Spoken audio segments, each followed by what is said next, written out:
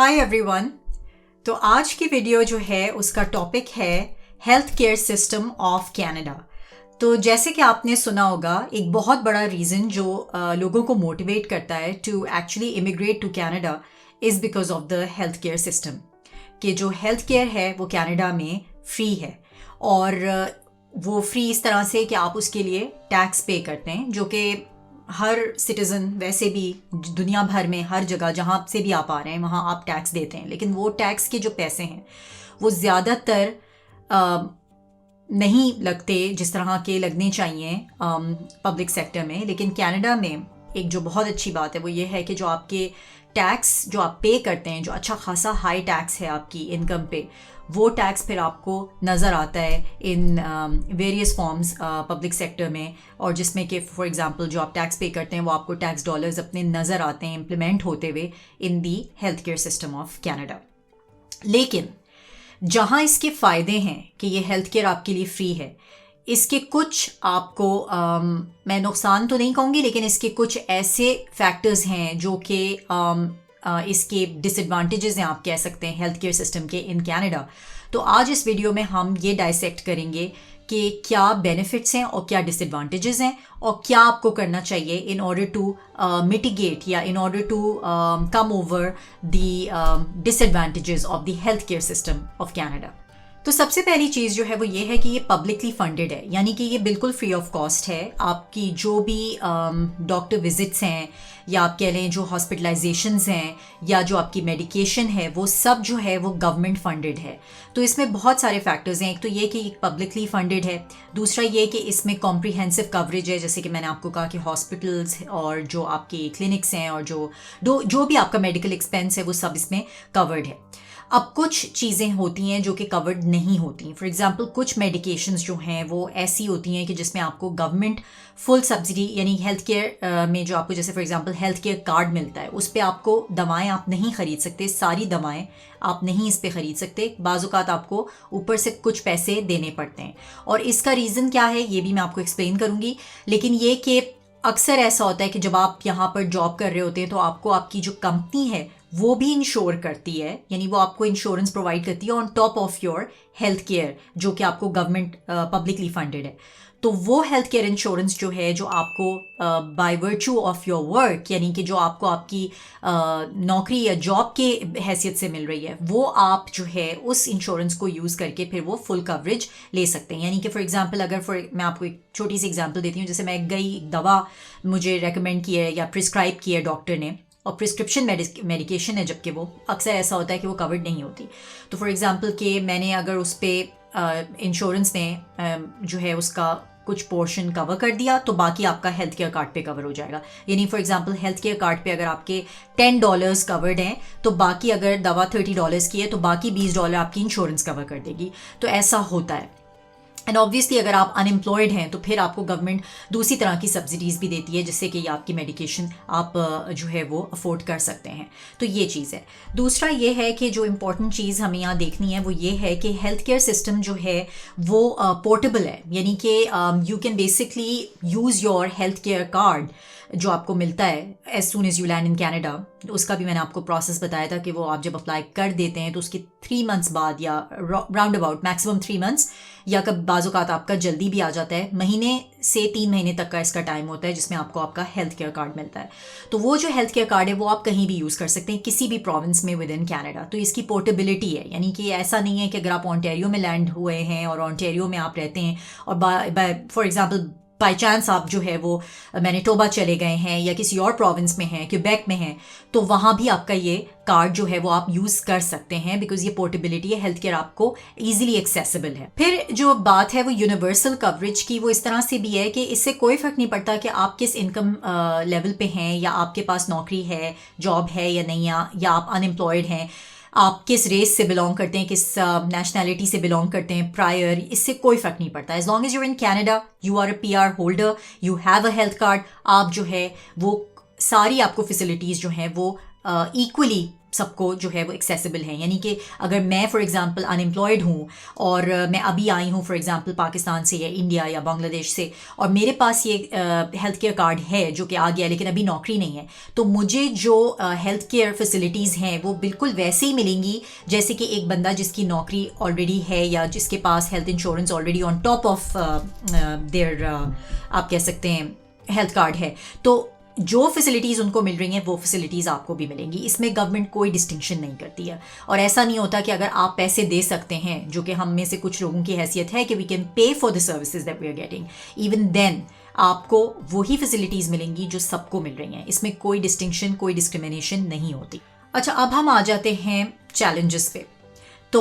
जैसे कि मैंने पहले कहा कि कुछ डिसएडवांटेजेस हैं इस हेल्थ केयर सिस्टम के, और ये समझना बहुत ज़रूरी है कि वो क्या हैं। बिकॉज जब आप बाहर से आते हैं विद इन कैनेडा, जब आप इमिग्रेट करते हैं अपनी डिफरेंट कंट्रीज से, इंडिया से, पाकिस्तान से, बांग्लादेश से या और डिफरेंट ममालिक से,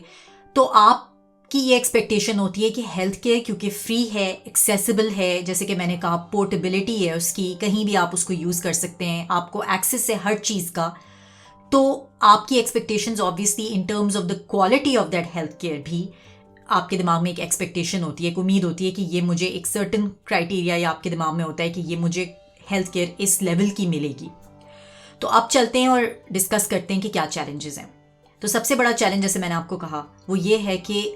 जो quality of primary health care है that basically is not as good as secondary and tertiary care in Canada. तो जो मैं आपको पहले एक्सप्लेन कर दूं, तो प्राइमरी हेल्थ केयर वो होती है जहाँ जैसे फॉर एग्जांपल आपका एक फैमिली डॉक्टर होता है, या जो जीपी जिसे हम कहते हैं, जनरल फिजिशियन होता है, वो प्राइमरी केयर यहाँ पे कहलाती है। नहीं जैसे आपको नज़ला, ज़ुकाम, बुखार या कोई भी ऐसी चीज़ जो कि आप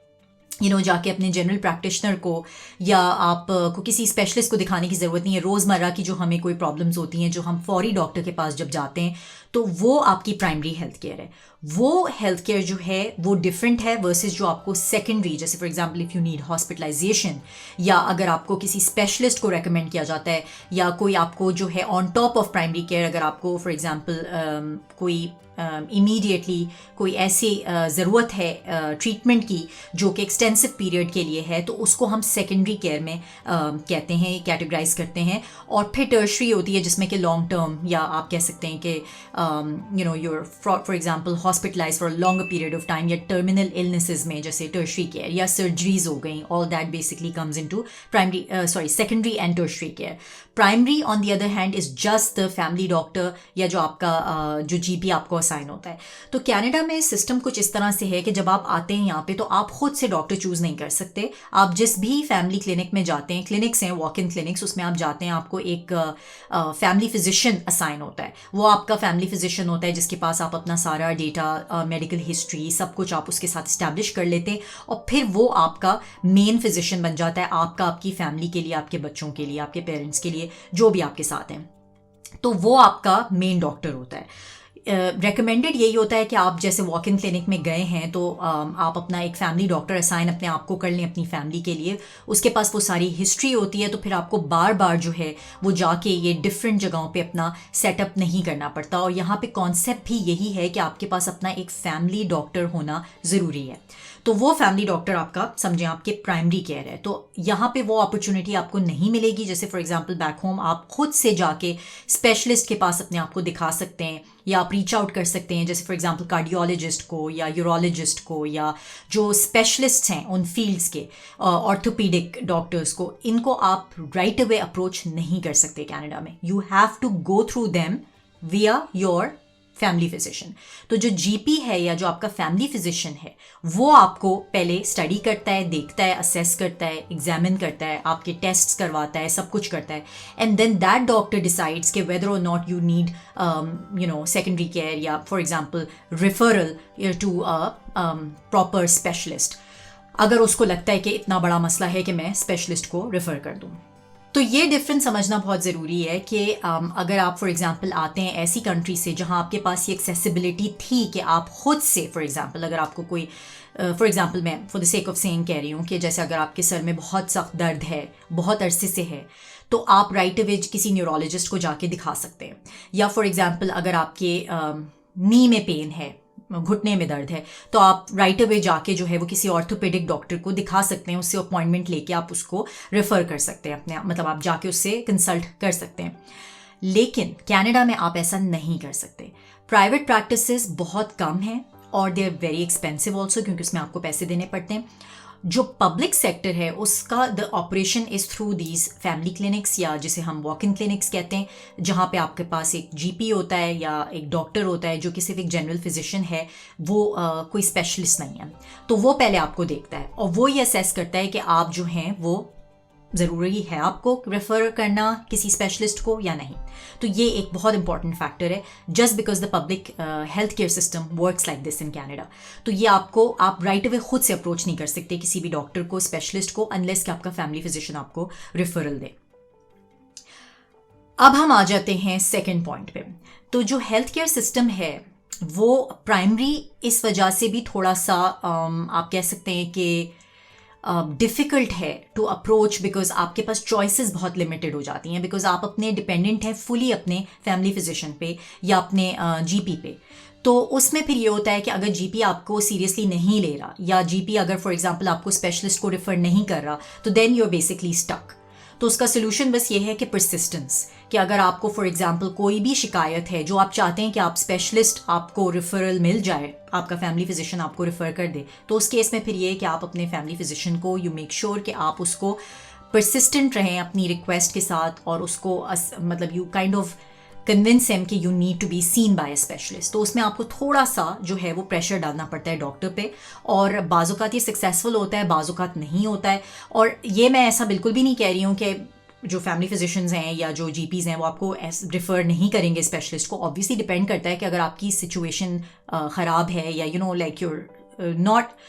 feeling well and you really the tests are showing that you need to be seen, कि आपके टेस्ट रिजल्ट्स ऐसा कह रहे हैं कि you need to be seen by specialist, तो वो आपको फ़ौरन से रेफ़र कर देते हैं। लेकिन जैसे हमारे पास चॉइस ही थी बैक होम, वो चॉइस फिर आपके पास यहाँ पे नहीं है। और अगर आप चाहते हैं कि आपको कोई स्पेशलिस्ट देखे, तो फिर you have to be persistent with the family physician. तो ये चीज़ समझना बहुत ज़रूरी है। तो जो दूसरी चीज़ है वो ये है कि जो हेल्थ केयर सिस्टम है कनाडा का वो काफ़ी बर्डनड हो गया है, और उसका रीज़न ये है कि हर साल हम बहुत सारे इमिग्रेंट्स देख रहे हैं, मिलियंस के हिसाब से इमिग्रेंट्स आ रहे हैं कनाडा में। It's an immigrant country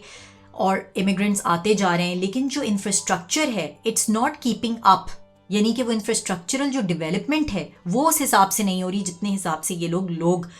immigration के थ्रू बुला रहे हैं टू कनाडा। तो उसमें आप ऐसा ना समझें कि again it's a first world country, तो ऐसा नहीं है कि सिस्टम कोई कोलैप्स कर गया है या जैसे थर्ड वर्ल्ड कंट्रीज़ में हाल है, वैसा बिल्कुल भी नहीं है। लेकिन जिस हिसाब से लोग आ रहे हैं उस हिसाब से हेल्थ केयर सिस्टम स्पेसिफिकली जो है इट हैज़न्ट केप्ट अप। तो इनकी जो पॉलिसीज़ हैं एग्जिस्टिंग गवर्नमेंट की, वो इतनी आप कह सकते हैं सपोर्टिव नहीं है, या इतनी ज़्यादा वो इस हेल्थ केयर सिस्टम को जो है वो स्ट्रॉन्ग बनाने में कामयाब नहीं रही हैं। और उसका रीज़न ये है कि इंफ्रास्ट्रक्चर में डेवलपमेंट हो ही नहीं रही है, और वो इमिग्रेंट लिए जा रहे हैं। तो जब वो इमिग्रेंट आता जा रहा है, लोग आते जा रहे हैं, तो जो हेल्थ केयर सिस्टम है आपका कनाडा का, उस पर बर्डन पड़ता जा रहा है। तो इसकी एक बहुत छोटी सी एग्जांपल मैं आपको देती हूँ कि जो इमरजेंसी रूम्स हैं कनाडा में, यानी जो इमरजेंसीज आपकी हॉस्पिटल्स की हैं, वो अक्सर और बेशतर आप जब यहाँ पे लोगों से भी पूछें या जब आप आएंगे तो देखेंगे कि दे आर मैसिवली आप कह सकते हैं बिज़ी, या बहुत ज़्यादा रश है उनमें। और जो लोग जाते हैं इमरजेंसी में उनको अक्सर बेशतर जो है वो काफ़ी घंटों वेट करना पड़ता है बिफोर देयर सीन। अब अगेन ये जो डॉक्टर्स देख रहे हैं या जो वो लोग देख रहे हैं जो मेडिकल प्रैक्टिस से एफिलिएटेड हैं या जो जानते हैं हेल्थ केयर सिस्टम को, वो आपको ये बेहतर समझा सकते हैं कि जो इमरजेंसी में जब आप जाते हैं तो आपके पास एक ट्रियाज होता है, जिससे हम कहते हैं कि ट्रियाज का मतलब होता है कि क्या आपकी परेशानी या आपको जो तकलीफ़ है उसकी क्या इंटेंसिटी है। तो वो है ऑन अ स्केल ऑफ, उनके पास डॉक्टर्स के पास एक स्केल होता है असेस करने का कि आपका पेन लेवल क्या है या आपकी तकलीफ़ क्या है। फॉर एग्जांपल अगर खुदा न खास्ते किसी को कोई एक्सीडेंट हुआ हुआ है या कोई बहुत ही किसी सिवियर बीमारी के साथ आ रहा है या किसी को हार्ट अटैक हो गया या लाइफ थ्रेटनिंग कोई इमरजेंसी है, तो वो फ़ौरन अटेंड होता है। सबसे पहले वो उसको देखते हैं, जो एम्बुलेंसेस के थ्रू आ रहे हैं उनको सबसे पहले देखते हैं। जो लोग माइनर एलिमेंट्स के साथ जाते हैं इमरजेंसी, जो उनके हिसाब से इमरजेंसी है, लाइक फॉर एग्जांपल मैं इमरजेंसी में चली जाती हूँ बिकॉज मुझे इस वक्त तकलीफ हो रही है anywhere in my body but I don't know क्यों हो रही है, तो मैं इमरजेंसी में चली जाती हूँ, लेकिन डॉक्टर असेस करता है कि मेरी इमरजेंसी लाइफ थ्रेटनिंग नहीं है, मेरे लिए मेरा पेन है लेकिन डॉक्टर के लिए नहीं है, तो डॉक्टर मुझे फिर they'll make me wait and they'll take care of other people prior जो जिनकी की लाइफ थ्रेटनिंग इमरजेंसी है। तो उससे अब आपको ये एग्जांपल देने का मकसद ये था कि आप अपने दिमाग में ये एक पिक्चर बनाएं कि क्योंकि कनाडा की पॉपुलेशन काफ़ी एजिंग है,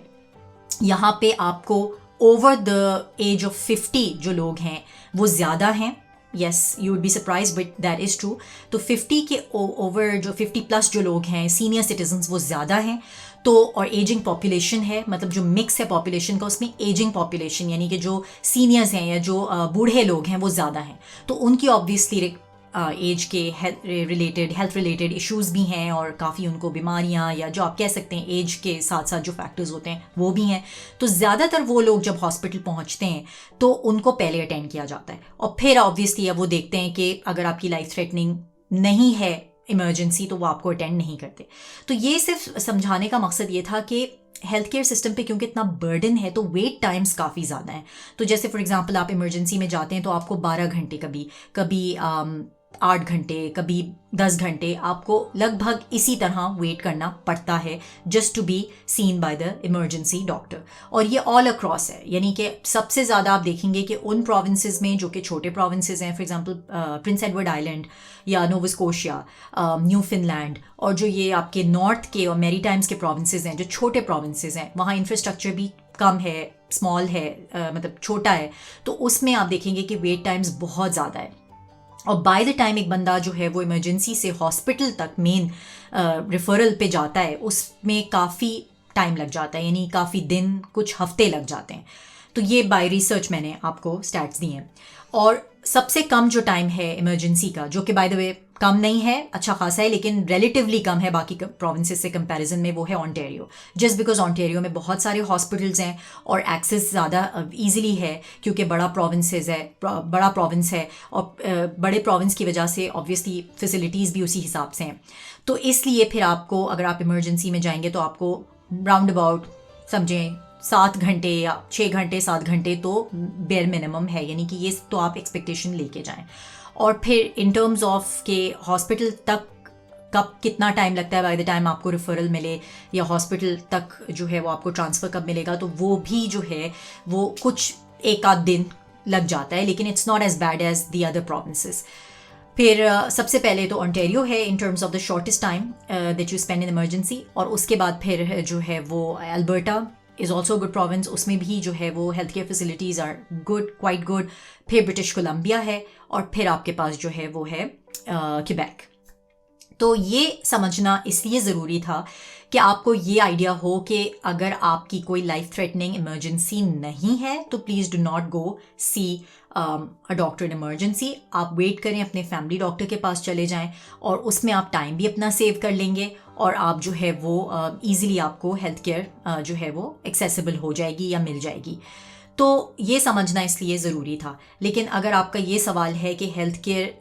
का क्या हाल है, क्यों है ऐसे, तो वो मैंने आपको बता दिया कि बर्डन पॉपुलेशन का ज़्यादा हो गया है हेल्थ केयर पे। हेल्थ केयर की फैसिलिटीज़ उस हिसाब से नहीं गवर्नमेंट प्रोवाइड कर रहा है या उनको इंक्रीज़ नहीं कर रहा है या उनको ग्रो नहीं कर रहा जितना जैसे कि उनको करना चाहिए, क्योंकि वो इतने इमिग्रेंट्स ले रहे हैं, उस हिसाब से वो ग्रोथ नहीं हो रही है। तो वो फिर आपको नज़र आएगा कि जो वेट टाइम्स बहुत ज़्यादा हैं और उसमें अक्सर आप वॉक इन क्लिनिक्स में भी जो प्राइमरी केयर है उसमें भी आप देखेंगे कि अक्सर जो है वो बहुत फुल होते हैं जो पेशेंट क्लिनिक्स होती हैं, और उसमें डॉक्टर तक पहुंचने तक जो है वो अच्छा खासा टाइम लग जाता है डिस्पाइट अपॉइंटमेंट्स। तो अगर जैसे आपने अपॉइंटमेंट 10 बजे का लिया है तो अक्सर ऐसा होता है कि you have to sit there for at least an hour और सो बिफोर यूर सीन, तो 1 घंटा तो लग ही जाता है। तो ये हेल्थ केयर के कुछ इश्यूज़ हैं, लेकिन प्राइमरी हेल्थ केयर इतनी अच्छी नहीं है, बट सेकेंडरी और टर्शरी हेल्थ केयर जो है वो काफ़ी अच्छी है। और इमरजेंसीज़ का तो मैंने आपको वैसे ही बता दिया। तो अब प्राइमरी का तो मैंने बताया कि आपको वॉक इन क्लिनिक्स और जीपी को हम कहते हैं। जो टर्शरी यानी कि जो थर्ड लेवल है आपका, वो है सर्जरीज जैसे होती हैं या जो हॉस्पिटलाइजेशन होती है। एंड गॉड फॉरबिड किसी को इसकी ज़रूरत ना पड़े, होपफुली हर कोई अपनी हेल्थ का ज़ाहिर चाहता है कि वो ना ही इस स्टेज तक पहुँचे लेकिन ये बताना ज़रूरी है कि मेरी अपनी फैमिली में वी हैड केसेस जहाँ पर जो है वो हॉस्पिटलाइजेशन की ज़रूरत पड़ी मेरी अपनी फैमिली में कुछ लोगों को, तो मैंने देखा कि इट वाज एक्सट्रीमली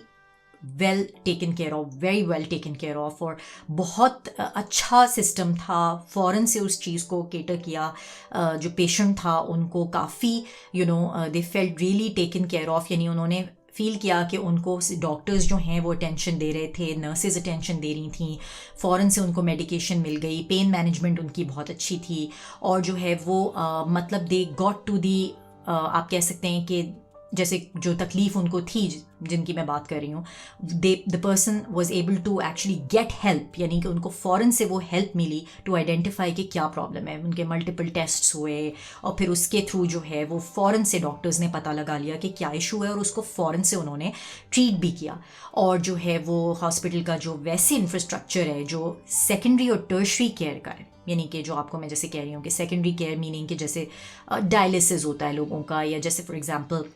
किसी माइनर सर्जरी उनकी है, तो उसमें लोग ज़्यादातर नोट करते हैं कि health care facilities are very premium, और उनको जो है वो अपने वाकई टैक्स डॉलर्स नज़र आते हैं इम्प्लीमेंट होते हुए, और आप अपनी जेब से एक पैसा नहीं देते, कोई चीज़ आप अपने you not spending any money, लेकिन you getting really premium health care जो कि बैक होम अवेलेबल नहीं है, जहाँ आपको सर्जरीज़ के लिए या इस तरह के जो रेगुलर प्रोसेसेस हैं जैसे डायलिसिस हो गया एंड ऑल दैट, उसके लिए बहुत पैसे लगते हैं और बहुत आपका एक्सपेंस होता है मेडिकल, लेकिन यहाँ पर वो आपको नहीं नज़र आएगा, तो उसका ये बेनिफिट डेफिनेटली है।